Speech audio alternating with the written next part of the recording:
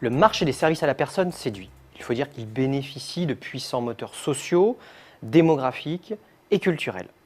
Je pense en particulier à la hausse du nombre de personnes âgées, à l'augmentation de la population scolaire, aux besoins croissants d'aidants informels ou encore à l'éclatement des familles. C'est ainsi que le marché des services à la personne est aujourd'hui un géant qui pèse 36 milliards d'euros de chiffre d'affaires. 36 milliards d'euros en comptant le travail non déclaré. Mais c'est un colosse au pied d'argile. Sa santé dépend en effet étroitement du soutien de l'État. Un soutien de 6 milliards d'euros par an, héritage des plans Borloo évoqués de 2006 et 2009. Principal mérite de ces plans, ils ont ouvert la porte des services à la personne aux entreprises privées. Avec ces plans, les entreprises privées se sont multipliées. Des entreprises qui se sont massivement engouffrées dans les services de confort, ménage, livraison et repas, jardinage, bricolage, soutien scolaire, assistance informatique ou administrative. Un positionnement risqué puisque les services de confort sont les premiers touchés par les arbitrages des ménages en temps de crise. Des services de confort qui sont aussi très exposés à la concurrence du travail non déclaré. Des services de confort dont les moteurs de croissance sont les plus faibles et les plus incertains. Notre analyse financière montre d'ailleurs que les performances financières des acteurs se sont sérieusement dégradées entre 2011 et 2013. Vous le voyez, déjà dans le rouge depuis 2011, les opérateurs de notre échantillon enregistreront ainsi un taux de résultat net négatif en 2013. À l'avenir, les entreprises devront relever un double défi. La course à la taille est pertinente dans le secteur à condition qu'elle s'accompagne d'un renforcement des systèmes d'information.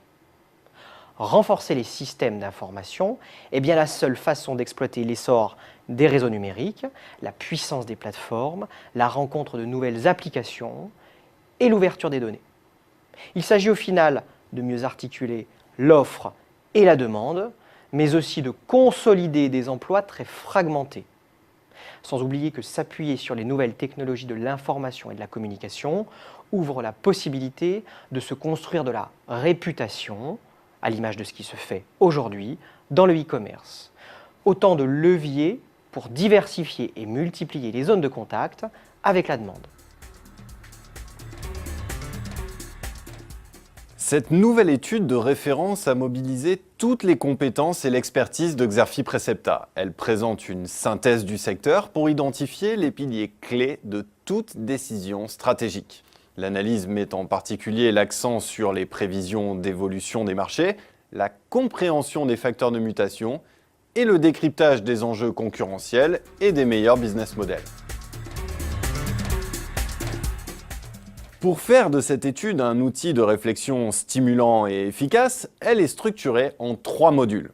Premièrement, la synthèse exécutive est opérationnelle, concise et percutante afin d'attirer votre attention sur les conclusions déterminantes de l'étude. Deuxièmement, le rapport d'analyse concurrentielle et stratégique met l'accent sur les grands enjeux du secteur. Il éclaire les stratégies des opérateurs et cherche à déterminer les modèles économiques performants. Troisièmement, le rapport Intelligence Data vous fournit des informations essentielles sur le marché, sa dynamique et sur les entreprises, avec des données sélectionnées et traitées avec une rigueur professionnelle. Pour prendre connaissance du contenu détaillé de l'étude ou pour la commander, je vous invite à vous reporter sur notre site xerfi.com.